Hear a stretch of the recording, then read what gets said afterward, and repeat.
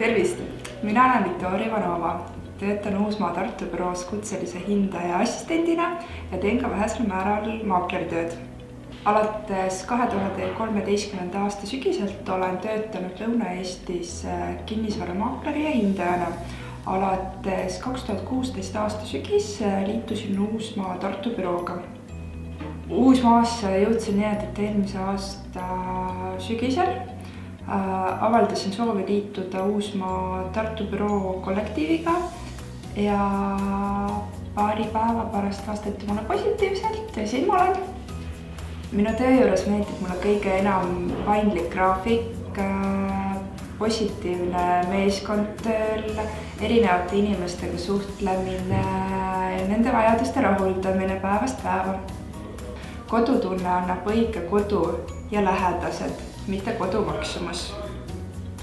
Olge positiivsed ja ilusad kodusid!